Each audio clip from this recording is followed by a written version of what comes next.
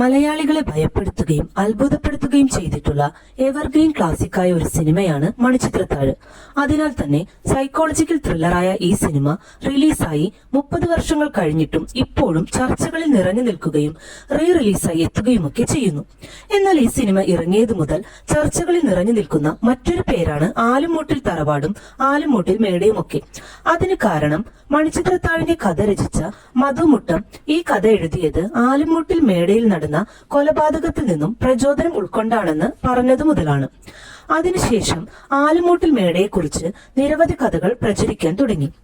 ആലുംമൂട്ടിൽ കുടുംബത്തിലെ കാരണവർ തമിഴത്തിയായ നാഗവല്ലി എന്ന നർത്തകിയെ മേടയിൽ കൊണ്ടുവന്ന് താമസിപ്പിച്ചെന്നും അവൾ മറ്റൊരാളുമായി പ്രണയത്തിലായെന്നും ഇതിൽ ദേഷ്യം വന്ന കാരണവർ നാഗവല്ലിയെ മേടയിൽ വെട്ടിക്കൊലപ്പെടുത്തിയെന്നും ഇപ്പോഴും നാഗവല്ലിയുടെ പ്രേതം ആ മേടയിൽ അലഞ്ഞു തിരിയുന്നു എന്നുമൊക്കെ കഥകൾ പരന്നു. എന്നാൽ ഇതുതന്നെയാണോ സത്യം? അല്ല എന്നാണ് ആലുംമൂട്ടിൽ കുടുംബവും മധുമുട്ടവും ഒക്കെ പറയുന്നത്. പിന്നെ എന്താണ് സത്യം? അതാണ് ഈ വീഡിയോയിൽ പറയുന്നത്. ആലപ്പുഴ ജില്ലയിലെ കാർത്തികപ്പള്ളി താലൂക്കിൽ സ്ഥിതി ചെയ്യുന്ന ഒരു ഈഴവ പ്രമാണി കുടുംബമാണ് ആലുംമൂട്ടിൽ തറവാട്ടുകാർ. ഓടനാട് മഹാരാജാവിന് പടക്കുതിരകളെയും പടക്കോപ്പുകളുമൊക്കെ എത്തിച്ചു നൽകിയിരുന്നവരാണ് ആലുംമൂട്ടിൽ കുടുംബക്കാർ. കളരിപ്പയറ്റിലും മറ്റ് ആയോധന കലകളിലുമൊക്കെ പ്രാവീണ്യം നേടിയിരുന്നവരായിരുന്നു അവർ. കൂടാതെ ആയോധന കലകളൊക്കെ അഭ്യസിപ്പിക്കുന്ന ഗുരുകുലങ്ങൾ കൂടിയായിരുന്നു ആലുംമൂട്ടിൽ തറവാട്. ഓടനാട് രാജാവിന്റെ കാലാൾപ്പടയെ നയിച്ചിരുന്ന ആലുംമൂട്ടിൽ കുടുംബം മാർത്താണ്ഡവർമ്മ ഓടനാട് രാജാവിനെ പരാജയപ്പെടുത്തി കായംകുളത്തെ തിരുവിതാംകൂറിനോട് ചേർത്തതോടെയാണ് കച്ചവടത്തിലോട്ട് അവർ കടക്കുന്നത്. എന്നാൽ അധികം താമസിയാതെ തന്നെ മാർത്താണ്ഡവർമ്മയും ആലുംമൂട്ടിൽ കുടുംബത്തിന്റെ സഹായം ചോദിച്ചെത്തുകയാണ് ഉണ്ടായത്. ആലുംമൂട്ടിൽ കുടുംബം തങ്ങളുടെ കൂടെ നിൽക്കണമെന്ന് രാജാവ് ആവശ്യപ്പെട്ടപ്പോൾ പഴയ ഓടനാട് രാജാവിനെ വെറുതെ വിട്ട് ആലുംമൂട്ടിൽ കുടുംബത്തിന് നഷ്ടമായ സൈനിക ബഹുമതികൾ തിരികെ നൽകിയാൽ തിരുവിതാംകൂർ രാജാവിനെ പിന്തുണയ്ക്കാമെന്ന് ആലുംമൂട്ടിൽ കുടുംബം പറയുകയും തിരുവിതാംകൂർ രാജാവ് അത് സമ്മതിക്കുകയും ചെയ്തു. അങ്ങനെ വീണ്ടും ആലുംമൂട്ടിൽ കുടുംബം സൈനിക ബഹുമതികളോടെ തുടരുകയും രാജാവിന് എല്ലാ സഹായങ്ങളും നൽകുകയും ചെയ്തു. ഇതോടൊപ്പം ആലുംമൂട്ടിൽ കുടുംബത്തിന്റെ കച്ചവടവും വളർന്നു. കേരളവും യൂറോപ്പും തമ്മിലുള്ള സുഗന്ധവ്യഞ്ജനങ്ങളുടെ കച്ചവടത്തിന്റെ ഭൂരിഭാഗവും ഈ ആലുംമൂട്ടിൽ കുടുംബം വഴിയായിരുന്നു നടന്നിരുന്നത്. ഇത്തരത്തിൽ രാജാവിനോട് അടുത്ത് നിന്നിരുന്ന ഈ കുടുംബം സ്വത്തിലും പ്രതാപത്തിലും രാജാവിനോടൊപ്പം തന്നെ നിലനിന്നിരുന്നു. അന്ന് മോട്ടോർ കാർ ഉണ്ടായിരുന്ന 4 പേരിൽ ഒരാൾ രാജാവും മറ്റൊന്ന് ആലുംമൂട്ടിൽ കുടുംബവും ആയിരുന്നത്രേ. അത്രയും പ്രതാപികളായിരുന്നു ഈ കുടുംബം.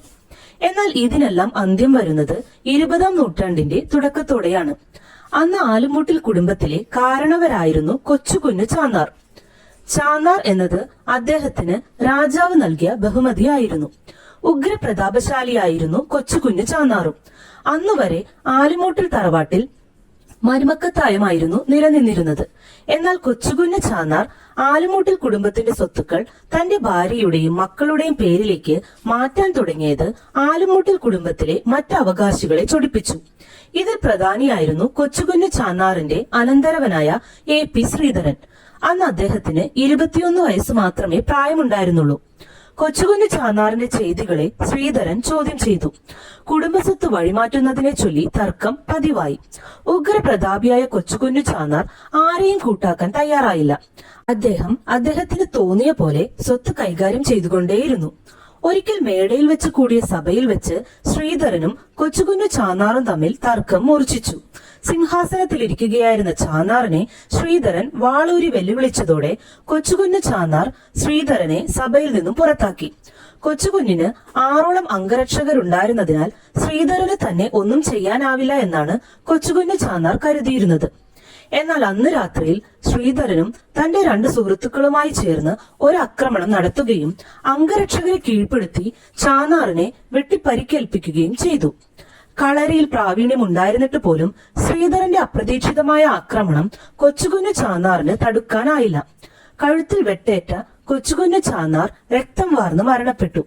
ഈ കൊലപാതകമാണ് ആലുംമൂട്ടിൽ മേടയിൽ നടന്നത്. എന്നാൽ കാരണവരെ കൊന്ന് രക്ഷപ്പെടാൻ പോയ ശ്രീധരനും സംഘവും ഒരു ജോലിക്കാരിയുടെ കണ്ണിൽപ്പെട്ടെന്നും തെളിവ് നശിപ്പിക്കാനായി ശ്രീധരൻ ആ പെൺകുട്ടിയെ കൂടി ആ രാത്രി വധിച്ചെന്നും അത്തരത്തിൽ 2 കൊലപാതകങ്ങൾ ആ രാത്രിയിൽ ആലുംമൂട്ടിൽ മേടയിൽ നടന്നെന്നും ചില കഥകളുണ്ട്. എന്തുതന്നെ ആയാലും തന്നെ വളരെ വേണ്ടപ്പെട്ട ചാന്നാറെ വധിച്ച ശ്രീധരനെയും കൂട്ടാളിയായ MS മാധവനെയും അന്നത്തെ തിരുവിതാംകൂർ മഹാരാജാവ് ശ്രീമൂലം തിരുനാൾ പിടികൂടുകയും വിചാരണ ചെയ്ത് വധശിക്ഷ വിധിക്കുകയും ചെയ്തു. മാധവൻ ജയിലിൽ വെച്ച് മരണപ്പെടുകയും ശ്രീചിത്തിര തിരുനാൾ മഹാരാജാവ് തന്റെ സ്ഥാനാരോഹണത്തിന് ശേഷം ശിക്ഷാ കാലാവധി പൂർത്തിയാക്കിയ ശ്രീധരനെ വധിക്കാതെ ജയിൽ മോചിപ്പിക്കുകയും ചെയ്തു എന്നതാണ് ചരിത്രം. ഈ കാരണവർ വധവും അതിനനുബന്ധമായി കേട്ട ജോലിക്കാരിയായ പെൺകുട്ടിയുടെ മരണത്തിന്റെയും കഥകളിൽ നിന്ന് പ്രചോദനം ഉൾക്കൊണ്ടാണത്രേ ആലുമൂട്ടിൽ കുടുംബാംഗം കൂടിയായ മധുമുട്ടം മണിച്ചിത്രത്താഴ് എന്ന സിനിമയുടെ കഥ എഴുതിയത്. 400 വർഷങ്ങൾക്കുമേൽ പഴക്കമുള്ള ആലുമൂട്ടിൽ മേട ഇന്നും പ്രതാപത്തോടെ അവിടെ നിലനിൽക്കുന്നു. പക്ഷേ അവിടെ പ്രേതമോ അലഞ്ഞു തിരിയുന്ന പ്രതികാരദാഹിയായ നാഗവല്ലിയോ കാരണവരോ ഇല്ല. സംരക്ഷിക്കപ്പെടേണ്ടുന്ന ചരിത്രമുറങ്ങുന്ന ഒരു സ്മാരകമായി ആലുമുട്ടിൽ മേട ഇന്നും നിലകൊള്ളുന്നു.